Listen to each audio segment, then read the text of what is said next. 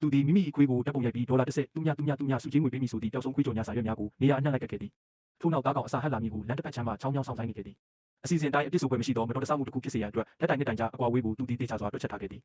ပြစ်မှတ်ထားသည့်ကားရောက်ရှိလာသောအခါရင်မောင်းသည်သူစီစဉ်ထားသည့်အတိုင်းကြော်ညာစာကိုဖတ်ရန်အချိန်လျှော့လိုက်သည်သို့သောသူသည်မောင်းကလုတ်ကိုညှစ်တော်မီဆဲမှာပင်မိခင်နှင့်ကလေးတဦးသည်မမျှော်လင့်ပဲမြင်ကွင်းထဲသို့လမ်းလျှောက်ဝင်လာခဲ့သည်သူသည်တိုးဆုံနေရန်အချိန်မရှိသဖြင့်ပြစ်ခတ်လိုက်တော့လဲထိုစက္ကန့်ပိုင်းများကြံ့ကြာသွားမှုကြောင့်ကားသည်ဓာတ်တိုင်ကိုလွှဲချော်သွားကရပ်ထားသောအခြားကားတစ်စီးကိုဝင်တိုက်မိသွားသည်လမ်းသွားလမ်းလာအမျိုးသမီးမှာမိတောင်များတွင်ချက်ချင်းပင်နစ်မြုပ်သွားခဲ့သည်မတော်တဆမှုများဖန်တီးပေးသည့်ပိတုကပညာရှင်ဖြစ်နှစ်ဆယ်နှစ်ကြာလုပ်ကိုင်လာသည့်သူ၏တက်တန်းတစ်လျှောက်တွင်ဒါသည်ပထမဦးဆုံးကြာရှုံးမှုဖြစ်သည်သူသည်အပြစ်မဲ့သူများကိုနာကျင်စေရန်မြည်သည့်အခါမှရည်ရွယ်ခဲ့ခြင်းမရှိပေအိမ်ပြန်ရောက်သောအခါကြမ်းပြင်ပေါ်တွင်လဲကျကငိုကြွေးလေတော်သည်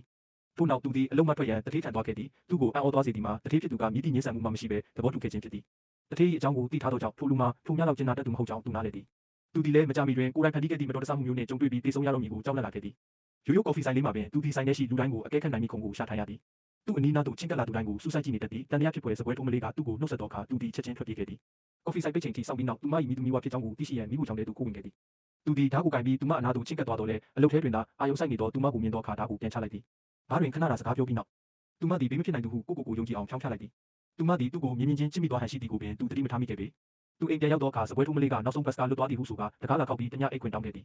နှစ်ယောက်သားရင်းနှီးလာမိအနေထားသို့ရောက်လာချိန်တွင်သူ၏ဗီဇကာကွယ်စိတ်များနိုးကြလာခဲ့သည်သူမ၏စပင်ကိုဆွဲပြီးလက်နက်များဝတ်ထားခြင်းရှိမရှိစစ်ဆေးရန်ဖိနှိပ်လိုက်သည်ဘာမှမတွေ့သဖြင့်သူမ၏အိတ်ကိုလည်းမှွေးနောက်ရှာဖွေခဲ့သည်ထိုအခါသူမကစိတ်ဆိုးကရှက်ရှုံပြီးထွက်သွားရန်ပြင်သည်အပြင်တွင်နှင်းများတဲထန်စွာကျနေသည်ကိုမြင်သောအခါသူစိတ်မကောင်းဖြစ်ကပြန်နေရန်တောင်းပန်လိုက်သည်သူသည်နောက်ဆုံးတွင်တတိလက်လွတ်ဖြစ်သွားခဲ့သည်သို့တော်လည်းသူသည်အိယာပေးရှိမိအိမ်ကိုလှမ်းယူတွင်သူမ၏မှတ်ပုံတင်တူများကိုမမျှော်လင့်ပဲတွေ့ရှိသွားခဲ့သည်